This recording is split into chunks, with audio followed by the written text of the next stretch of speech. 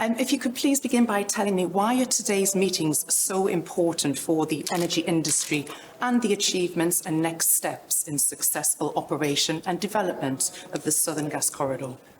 When we started this project, there have been a lot of different ideas how it will succeed. There have been optimists and pessimists, and also those who thought that we will not be able to implement it.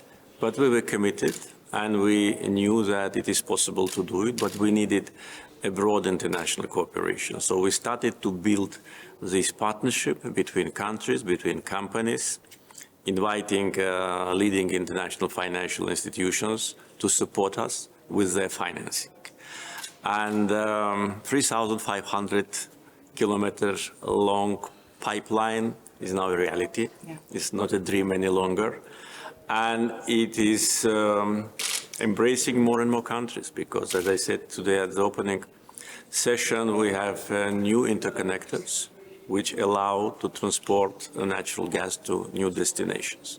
And really, it's changing completely the geography of energy supplies, issues related to energy security. And when you see good results of the initiative which you launched 10 years ago, of course, you always must feel happy. It's a very pivotal year as well. COP29 is on the horizon, and the development of these renewable energy projects really showcase how Azerbaijan is trailblazing the future of sustainable energy. Yes, I think this is part of our overall green agenda and our feeling of responsibility, because the countries rich with fossil fuel should be among the front runners in green transition. We do it not because we lack traditional resources, but because we want to contribute using the financing, using the revenues which we get from oil and gas sales to invest in renewables and to create a common understanding about the need for that. We see it here in Baku every year. Every year we see how Caspian Sea is becoming more and more shallow. Everybody who lives by the seaside sees it, even here in the center of Baku. So we see the implication and dangerous implication of the climate change, less water in our rivers, less snow in our mountains, less water in the Caspian Sea. And if we don't address this issue with passion and with the commitment, then all of us will suffer. So renewable projects agenda of Azerbaijan is very ambitious. Caspian Sea potential of Azerbaijan is 157 gigawatt, which is based on the assessment of International Financial Corporation.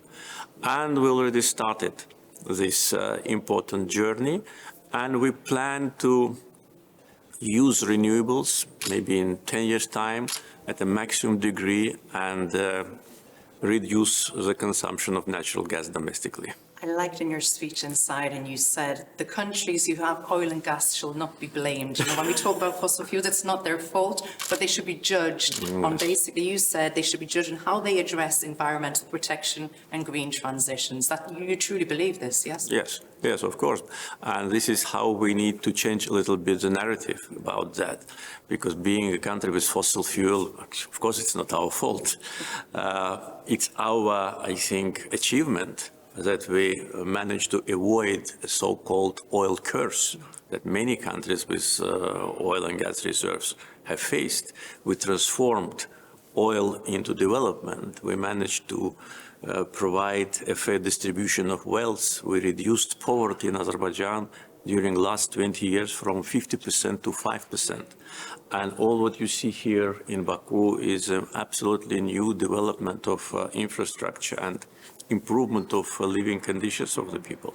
So the narrative now, unfortunately, is that fossil fuel is something which is dangerous, which is bad, and the countries which have these resources must be blamed for that. My message was, judge us, but what we do, how we treat it, how we use the revenues in order to address the needs of the people and to stimulate the green agenda. I hope my message will be heard. Mr. President, Your Excellency, thank you so much for your time.